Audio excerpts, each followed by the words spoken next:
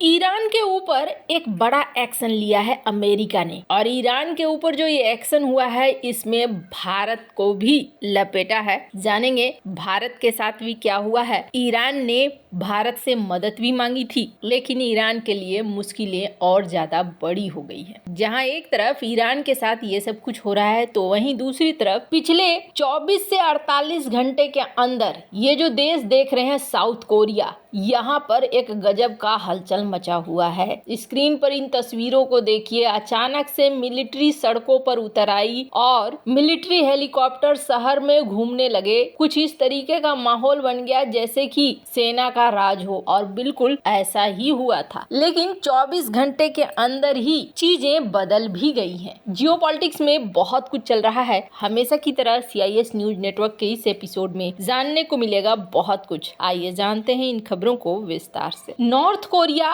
और south Korea. South Korea इस वक्त अमेरिका का एक बेहद खास साथी बना हुआ है, और ये किसी से छिपा हुआ नहीं है। साउथ कोरिया और नॉर्थ कोरिया के बीच में टेंशन भी किसी से छिपा हुआ नहीं है, पर अचानक से राष्ट्रपति के एक ऐलान ने हड़कंप सा मचा दिया। सिर्फ साउथ कोरिया के अंदर ही नहीं, साउथ कोरिया एक ऐसा देश है जिसे लोकतांत्रिक देश कहा जाता है। उस देश में जहाँ सब कुछ सामान्य तरीके से चल रहा था, किसी तरह की कोई दिक्कत नहीं थी, अचानक एक ऐलान होता है और इनके राष्ट्रपति आते हैं और राष्ट्रपति कहते हैं कि देखो जी, अब यहाँ पर मिलिट्री राज होगा। मार्शल लॉ लगा दिया इन्होंने, और मार्शल लॉ लगाने के बाद 3 दिसंबर की शाम 7 बजे इन्होंने मार्शल लॉ लगाने की घोषणा की। और जैसे ही ये घोषणा हुई, वैसे ही दक्षिण कोरिया में भारी विरोध प्रदर्शन देखने को मिलने लगा। प्रदर्शनकारी भिड़ गए, बहुत सारे सैनिकों से भी भिड़ रहे थे लोग। और एक चीज देखने को मिल रहा था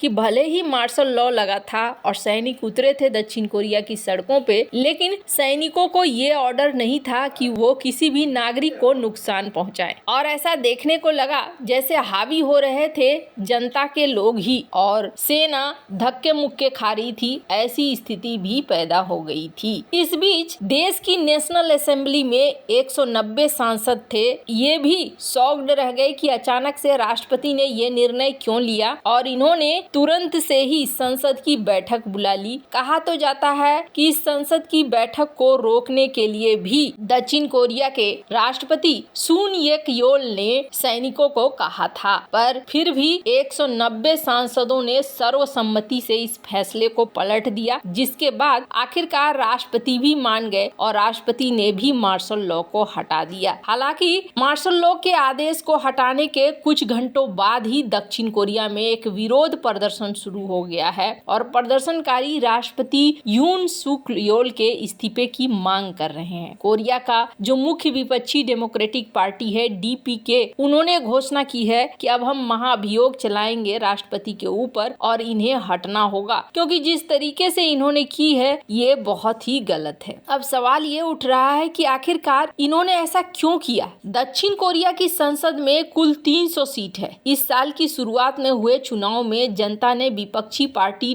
DPK को भारी जनादेश दिया था। सत्ताधारी पीपल पावर को सिर्फ 108 सीटें मिली थी, जबकि विपक्षी पार्टी DPK को 170 सीटें मिली थी। बहुमत में होने की वजह से विपक्षी DPK राष्ट्रपति सरकार के कामकाज में ज्यादा दखल दे रही थी। वो अपने एजेंडे के मुताबिक काम नहीं कर पा रहे थे। राष्ट्रपति योल ने 2022 में मामूली अंतर से चुनाव जीता था। इसके बाद से उनकी लोकप्रियता भी घटती चली गई। उनकी पत्नी कई विवादों में फंसने की वजह से उनका इमेज भी खराब हुआ। फिलहाल राष्ट्रपति की लोकप्रियता 25% है, लेकिन इनका कहना है कि हम उत्तर कोरिया के खिलाफ चीजों को एक्शन मोड में लाना चाहते हैं, लेकिन विपक्ष है कि इसे सफल होने ही नहीं देता है। अगर ऐसा ही चलता रहा तो हम उत्तर कोरिया के खिलाफ अपने आप को मजबूत नहीं बना पाएंगे। उत्तर कोरिया किसी दिन हम पर हावी हो जाएगा। तो इन्होंने जब भाषण दिया था उस वक्त भी इन्होंने कहा था कि उत्तर कोरिया से अगर दक्षिण कोरिया को बचाना है तो फिर हमें कड़े कदम उठाने होंगे, ऐसे काम नहीं चलेगा। खैर, अब तो लगता है जैसे इनकी ही पोजीशन हिल गई है। खैर, जहां जहां एक तरफ ये सब कुछ चल रहा है, वहीं दूसरी तरफ ये जो देश देख रहे हैं ईरान, इस पर एक बड़ा एक्शन हुआ है। लपेटे में भारत की भी 2 कंपनियां आ गई हैं। आज की डेट में ना, चाहे रूस हो या ईरान हो, ये दोनों ही देश अपनी अर्थव्यवस्था को बनाए रखे हुए हैं। ईरान के ऊपर भी काफी पहले प्रतिबंध लगाया था अमेरिका ने, लेकिन फिर भी ईरान अपनी अर्थव्यवस्था को बनाए रखे हुए है। इसके पीछे कारण क्या है? इसके पीछे कारण ये है कि ईरान ने एक रास्ता ढूंढ लिया, और रास्ता भी कैसा? एक ऐसा रास्ता जिस रास्ते से ईरान को $1 बिलियन हर साल मिल रहा है। सिर्फ ईरान ही नहीं, ईरान के दोस्त देश भी। सैन का ये आर्टिकल देख सकते हैं। लेकिन अभी ऐसा है कि ईरान के ऊपर टूट पड़ा है अमेरिका। जो बाइडेन चाहते हैं और इजराइल भी चाहता है कि ज्यादा से ज्यादा नुकसान ईरान को पहुंचाया जाए, जब तक कि नई सरकार नहीं आ जाती है। और नई सरकार क्या डिसीजन लेती है वो तो नई सरकार के ऊपर निर्भर करेगा। हालांकि डोनाल्ड ट्रंप को जाना जाता है ईरान के ऊपर कड़े एक्शन लेने के लिए ही, लेकिन फिर भी यहाँ पर अमेरिका का एक्शन बढ़ रहा है। स्क्रीन पर एक आर्टिकल देखिए। ईरान के एम्बेसडर यहाँ एलन मस्क से मिल रहे हैं। ऐसा भी कहा जा रहा है कि ईरान भी नई सरकार के साथ अब बातचीत करना चाह रहा है ताकि आगे चीजों को रोका जा सके। पर लेकिन इनके रोकने से पहले ही ऐसा लगता है जैसे इनके ऊपर एक्शन बढ़ता जा रहा है। अभी अमेरिका ने 35 कंपनियों के ऊपर लगा दिया है प्रतिबंध। क्यों लगाया है प्रतिबंध? क्योंकि ये शैडो फ्लीट का हिस्सा थी, और शैडो फ्लीट के जरिए इन्होंने अच्छा खासा माल बनाया, यानी कि गुपचुप तरीके से इन्होंने ईरानी तेलों को बेचा। अब यहाँ पर एक और कहानी निकलकर सामने आ रही है। ये सब कुछ इतनी आसानी से कैसे हो गया? तो ये सब कुछ होने के पीछे स्क्रीन पर जो ये देश देख रहे हैं इराक, इसका एक बड़ा रोल बताया जा रहा है। कहा जा रहा है कि ईरान ने ना 2 चीजें इस्तेमाल की। पहला तो इराक को इन्होंने भरपूर तेल बेच दिया, और इराक ने फिर इसे अपना माल बनाकर बाहर बेचना शुरू किया। दूसरी चीज ईरान ने क्या की? इन्होंने कई ऐसे